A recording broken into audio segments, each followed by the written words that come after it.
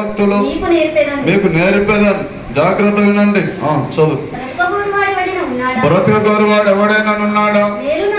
మేలు నందుచు అనేక దినములు బ్రతకగోరువాడు ఎవడైనా ఉన్నాడా? చూడండి, ఒక్క నిమిషం చూడండి. మనం బ్రతికితే మంచిగా బ్రతకాలి, మేలు అనుభవిస్తూ బ్రతకాలి, సుఖశాంతులతో బ్రతకాలి, ఇంకా అనేక దినములు బ్రతకాలి. కష్టాలు బాధలు పడుతున్న వాళ్ళకు దేవాన్ని ఆయుష్ పొడిగించంటారా? తీసుకోవాలని ప్రార్థన చేస్తాం. చేయరా? ఈ గుంపులో కూడా లేరా? లేరా?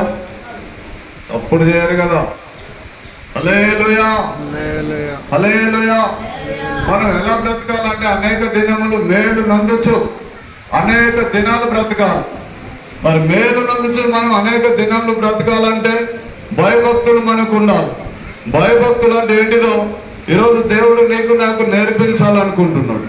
ఏంటిదంట? చెడ్డ మాటలు పలకకుండా నీ నాలుకను కపటమైన మాటలు పలకకుండా నీ పెదవులను కాచుకోనము. కీడు చేయడం మాని మేలు చేయము. సమాధానము వెంటాడి సమాధానము వెదకి దానిని వెంటాడు. హల్లెలూయా. జాగ్రత్త ఏంటంటే మన నోరు. ఇప్పుడు మనం మొదటి కీర్తన చదువుకుని ఇప్పుడు 65వ కీర్తన చదువుకున్నాం. అల్లా మౌనంగా ఉండుట స్తుతి చెల్లించుట. మనం మౌనంగా ఉండుట స్తుతి చెల్లించుటే కానీ మన నోరు మూసుకుంటే మాత్రం తొందరగా బయటపడుతుంది. ఎందుకంటే మన నోటి మాటను బట్టే మనకు శిక్ష. హల్లెలూయా. ఒకడు తన నోటిని నాలుకను భద్రం చేసుకుని ఎడల వాడు తన ప్రాణము శ్రమ నుండి కాపాడుకోను. చెడ్డ మాటలు పలకకుండా నాలుకనంట కపటమైన మాటలు చెప్పకుండా పెదవులు. మనం ఎట్లా అంటే కపటమైన మాటలు అంటే తెలుసా? ఇప్పుడు ఒక అమ్మ నిన్ను నమ్మింది, నీకు ఒక మాట నీకు ఒవ్వలు చెప్పకని చెప్పింది. నువ్వేం ఒప్పుకుంటావు? నువ్వు ఇంకోవాలి ఒవ్వలు చెప్పకంటావు. మళ్ళీ ఆమె ఏం చేస్తుంది? ఇంకోవాలి ఒవ్వలు చెప్పకంటారు. వాళ్ళు ఏం చేస్తారు? ఇంకోవాలి ఒవ్వలు చెప్పకంటారు. ఇదే ఇట్లాంటివి చెప్పడం బంద్ చేయాలి మనం. హల్లెలూయా. ఇంకా చెడ్డ మాటలు పలకొద్దు. ఇంకా కీడు చేయడం మాని మేలు చేయాలి. మన ద్వారా ఎవరు కీడు కలగొద్దు, ఎవరు బాధపడద్దు, ఎవరిని దుఃఖ పెట్టేవారిగా ఉండవద్దు. ఎవరి క్రియలను బట్టి వాళ్ళ ప్రతిఫలం దేవుడు ఇస్తాడు. భక్తిహీనులు న్యాయం చేయనొల్లరు వారి బలాత్కారం. హల్లెలూయా. భక్తిహీనులు న్యాయం చేయనొల్లరు వారు చేయ బలాత్కారం. వారిని కొట్టుకొని పోవు. ఒకవేళ ఇప్పటికైనా మారకపోతే మాత్రం ఇంకా బాధలు. మరి ఇప్పటికైనా మన కాడి దేవుడు ఎంత మంచి మాట ఇచ్చింది.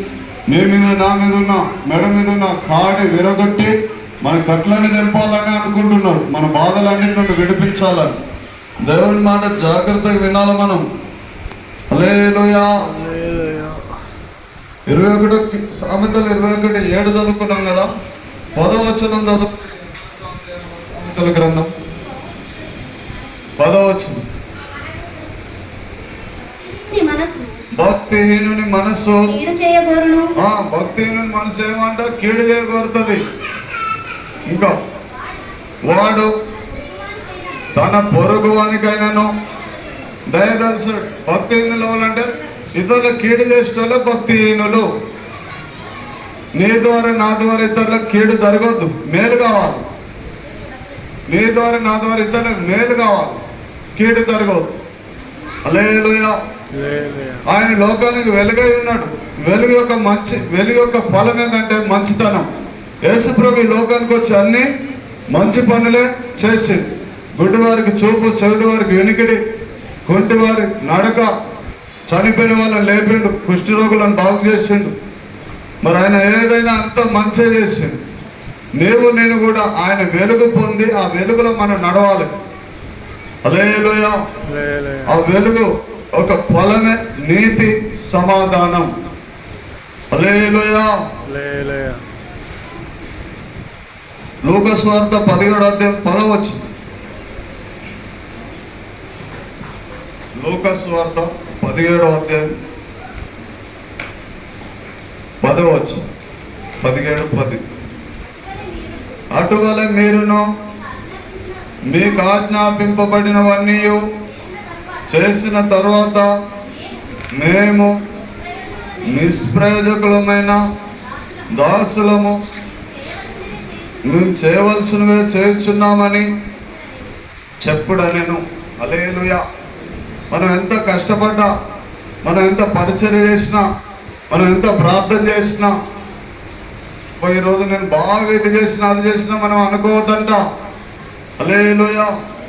మనం అటువల మీరును మనకు ఆజ్ఞాపించినవన్నీ, ఒకవేళ మనం ఎక్కడైనా పని చేసిన దగ్గరైనా ఇంకెక్కడున్నా మనం చేయవలసినవన్నీ చేసిన తర్వాత మేము నిష్ప్రయోజకులమైన దాసులము, మేము చేయవలసినవే చేస్తున్నామని చెప్పుకోవాలంట మనం.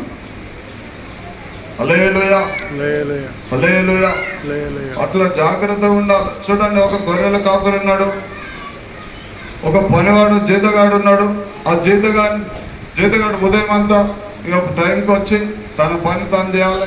ఆ యజమాని తిని పండుకున్నదాకా ఆ జీతగాడు ఆ యజమాని కనిపెట్టుకొని ఉండాలి. యజమాని ఎప్పుడైతే నిద్రపోతాడో అప్పుడు ఇక ఈయన వెళ్ళిపోవాలి. అంతవరకు దాకా ఇక నువ్వు వచ్చిన ఉదయం అంతా కష్టపడ్డావు కదా, ఎండ అంతా, ఇక నువ్వు అలసట తీర్చుకో, విశ్రాంతి తీసుకో అన్నాడు యజమాని. హల్లెలూయా. ఇక్కడున్న మనందరం కూడా ఒకవేళ మనకు ఆజ్ఞాపించినవన్నీ చేసిన తర్వాత కూడా నువ్వు మనం చేయవలసినవే చేసిన, నేను నిష్ప్రయోజకుడైన దాసుడను అని అనుకోవాలండి. హల్లెలూయా. నేను అలసిపోయినా, నేను కష్టపడ్డా అని అనుకోవద్దంట. నేను ఎక్కువ కష్టపడ్డా అని కూడా అనుకోవద్దంట.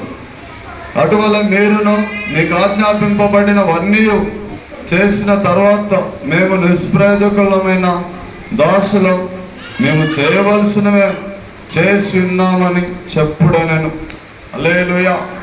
అందుకొరకే తను తాను తగ్గించుకున్నవాని దేవుడు హెచ్చిస్తాడు.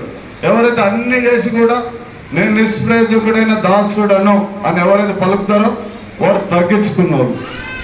తను తాను తగ్గించుకున్నాని దేవుడు తప్పకుండా హెచ్చిస్తాడు. హల్లెలూయా, హల్లెలూయా. సైన్యములకు అధిపతియగు యెహోవా ఇలాగ సెలవిస్తున్నాడు, నీకున్నకుండా నేను దాన్ని విరచి నీ కట్లను తెప్పేదను. ఇకను అన్యులు యాకోబు సంతతి వారి చేత దాస్యము చేయించుకున్నారు కానీ. హల్లెలూయా.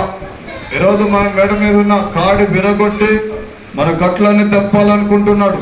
కాడి అనగా ఒకవేళ మన మీద ఏది భారంగా భరించలేకపోతున్నామో, అప్పులే కావచ్చు, సమస్యలే కావచ్చు, రోగమే కావచ్చు, మంత్ర శక్తులతో పీడింపబడ్డవారు కావచ్చు, అది ఏదైనా మన మీద భారంగా ఉన్న సమస్యను తీసేసి అన్య జనులకు మనం ఇప్పటి వరకు దాస్యముగా మనం ఉన్నాం.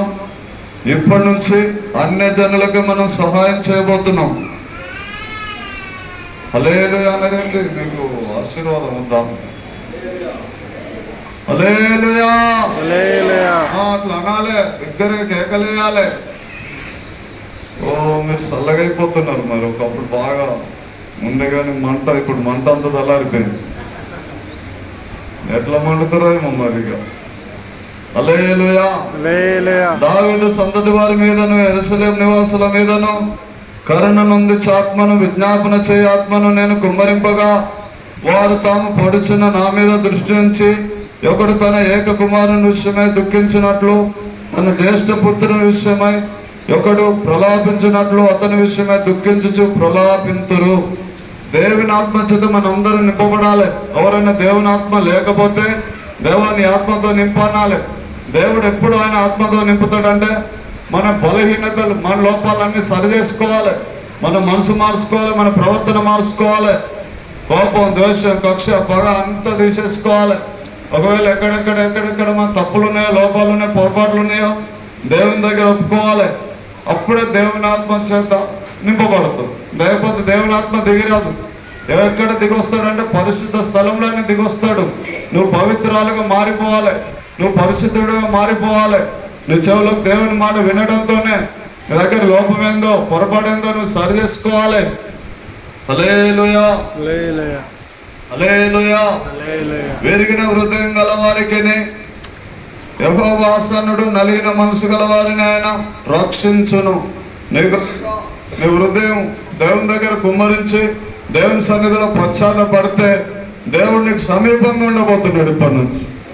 మనుషులకు చెప్పకూరి బాధలు, ఎవరికి చెప్పకు. దేవుని సన్నిధిలోనే నీకున్న బాధ అంతా, సమస్య అంతా చెప్పు, దుఃఖపడు, ఏడు, కన్నీళ్ళు విడువు.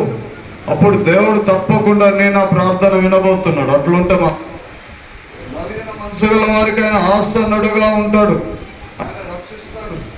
హల్లెలూయా. ఒకవేళ మనం